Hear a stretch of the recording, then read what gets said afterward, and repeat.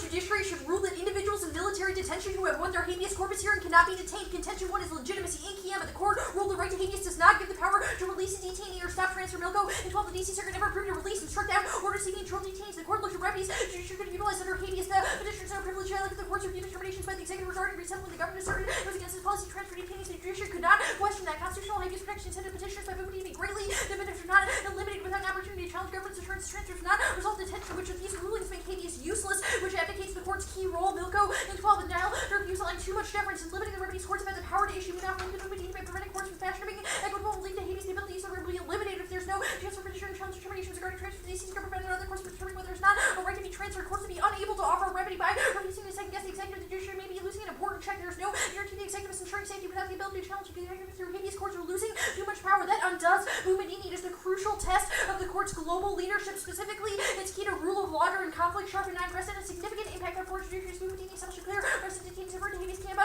Narrow Boumediene such a degree to surrender the ruling hollow the test case and the test of the role of the court and ensure faithful implementation. Foreign governments use of precedent set by the court by their actions. Uganda, Hamid, administration review and uphold the court. Served as a model for the judiciary. Spoiling the court will add heavily on the direct legislation with draft and careful legislation in South Sudan. These specifically in particular letter U.S. precedent. Numerous states and war crime tribunals judges routinely cite the precedent of the court to establish legitimacy, secure judicial authority, and overreaching executives develop the rule of law decision. In Kiamba, implementing Boumediene reaffirmed the court's leadership. Kiamba v. Obama is a test of Supreme Court leadership. Boumediene highlighted the indispensable role of habeas. Kiamba is the test of the court's upholding of the primacy of law and conflict. Reaffirmed the court's leadership over the rule of law, promoting rule of law in foreign states that independently stops extinction. Weston in 91, our military order cannot prevent lurks war. There's little hope for genuine security without legal foundations or in the high-tech world with atomic guns, particle, new cannons in space. Many have been acquired to believe youth fighting needs this respect for the law that will determine the fate of Earth. Where dedication to the rule of law is a matter of survival and safe benefits or certain law quickly loses stabilizing influence and reaffirming habeas rights shape global legal development through transnational judicial dialogue. Credible remedy is key. Sharp and 9. Leadership of the courts confirmed by transnational judicial dialogue. Courts around the world set foreign decisions exercise a profoundly positive influence on courts. The Supreme Court cited with much attention in New Delhi or Strasbourg as they are in DC, from Australia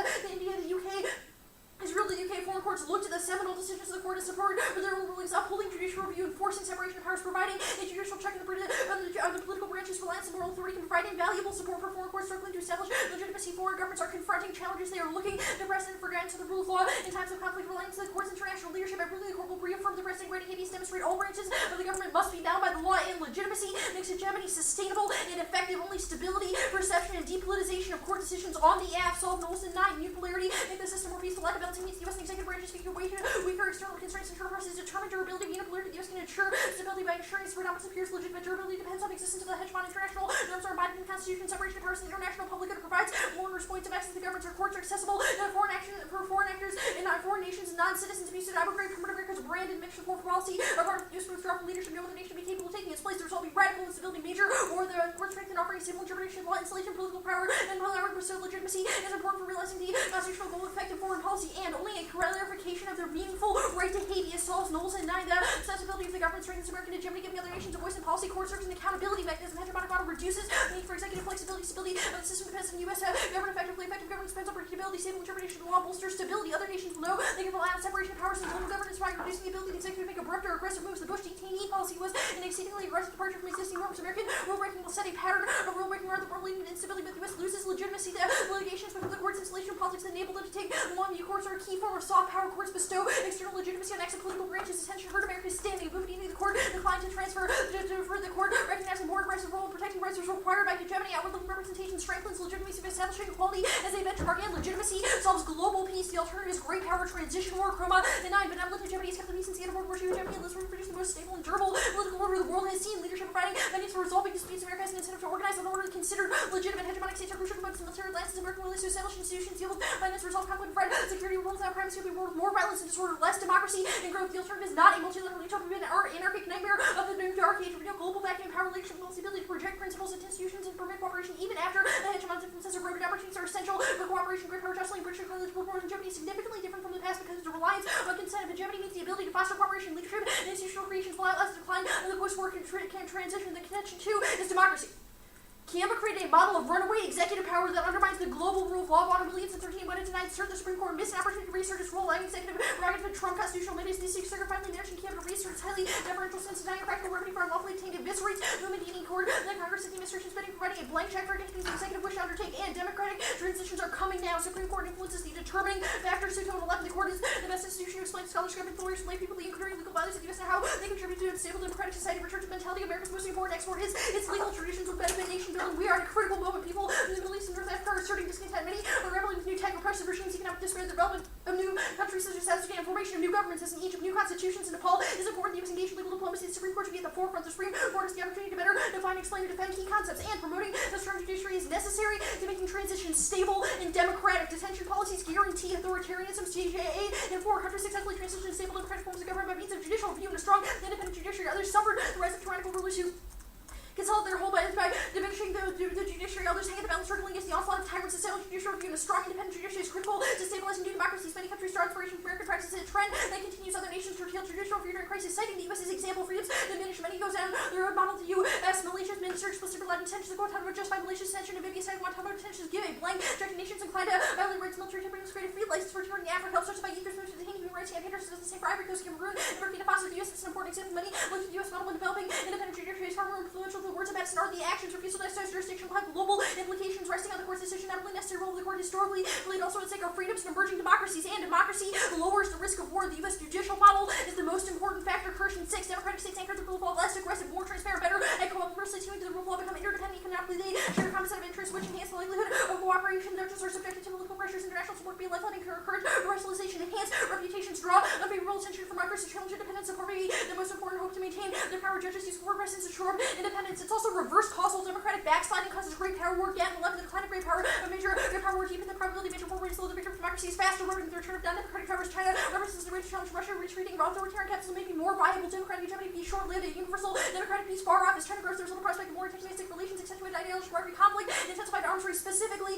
Nigeria models U.S. separation of power. Mawamu. And 5. The Nigerian system is patterned off with the U.S. The effects is discernible, encompasses the whole regime of political function. Nigerian constitutionalism based on the U.S. guided by separation of powers. This mirrors special affinity between U.S. and Nigeria. This is not just historical. Campbell and 10. American civil society links to Nigeria more than to the sense of any other African country. Nigerian civil society looks to the U.S. as a model of democracy, rule of law. Nigerian judges relish contact with American counterparts, and Nigerian state collapse is inevitable in the status quo because of their rule of law. Deficit Vanguard 1025. Nigeria sunk deeper into instability. Challenges depict increasing deficit in governance, emphasizing side by source collapse. The result has been weakening infrastructure and performance, fragility of peace and stability and criminality. The Nigerians agree that escape from Oregon must involve equality of governance and rule of law, and the Nigerian judicial independence is on the brink. Loss destroys stability and democracy. Delbia 10-2. Jonathan may be voicing red flag of democratic governance, dwindling function of the judiciary was a deeply worrisome signal for democracy. Advocates lamented the smoldering intrusion of the executive into judicial peace. Statistics show that funding witnesses steady decline, present a far-reaching prognosis for democracy. It holds the possibility of rendering the judiciary completely inept and no too distant future reflection in constitutional history to most nations, including Nigeria, would reveal the danger of neglecting judiciary dysfunctionalities. The judicial system really with neglect touches adversely on every aspect of a nation's stability. The judicial branch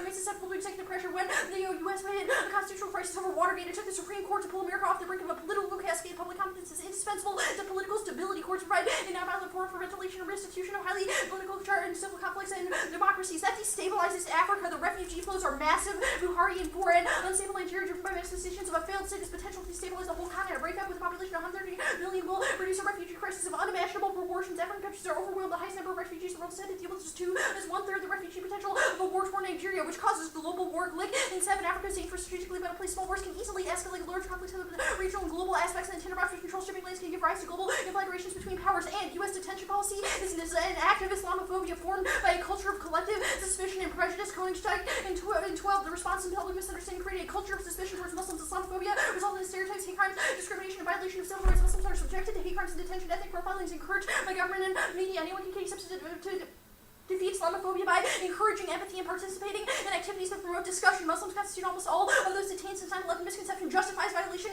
of civil liberties as well as Guantanamo. Hi.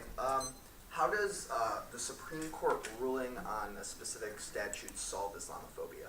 It doesn't solve Islamophobia, but we believe it's an act against the dominant Islamophobia in both the courts and sort of public policy in general. Yeah, I mean, I agree, like, it's maybe better that would happen for those who are hurt by, like, a current policy, but it doesn't solve the underlying racist motives that people have. Obviously not.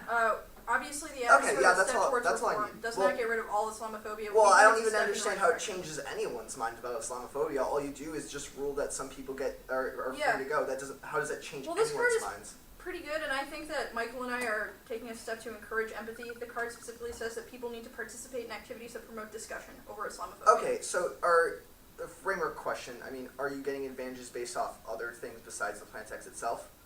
I mean, the advantages are not the plain text itself.